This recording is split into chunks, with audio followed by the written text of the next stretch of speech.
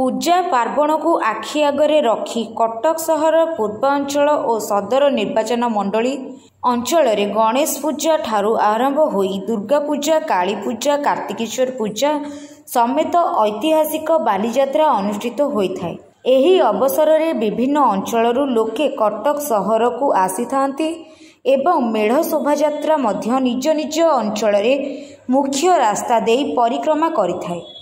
ମାତ୍ର କଟକ ସହର ସମେତ ସଦର ନିର୍ବାଚନ ମଣ୍ଡଳୀରେ ରାସ୍ତା ଓ ଗୃହ ବିଭାଗର ରାସ୍ତାଗୁଡ଼ିକ ଭିନ୍ନ ଭିନ୍ନ ସ୍ଥାନର ବଡ଼ ବଡ଼ ଗାଡ଼ମାନ ସୃଷ୍ଟି ହୋଇ ଯାତାୟାତରେ ସମସ୍ୟା ସୃଷ୍ଟି ହେବା ସହ ଅନେକ ସମୟରେ ଦୁର୍ଘଟଣାମାନ ଘଟୁଛି। ପ୍ରତିବାଦରେ ଆଜି କଟକ କଂଗ୍ରେସ ପକ୍ଷରୁ ଅଧୀକ୍ଷଣ ଯନ୍ତ୍ରୀ ବିଭାଜନ 2 କଟକକୁ ଦାବିପତ୍ର ପ୍ରଦାନ କରୁଛନ୍ତି। ବିଧାୟକ ପ୍ରାର୍ଥୀ ଶ୍ରୀ ରାମଚନ୍ଦ୍ର ଗୋଚ୍ଛାୟତ ଓ କଂଗ୍ରେସ କର୍ମୀଗଣ ଉପସ୍ଥିତ ଥିଲେ। କଟକରୁ ରାଜେନ୍ଦ୍ର ଛୋଟରାୟଙ୍କ ରିପୋର୍ଟ, NTV।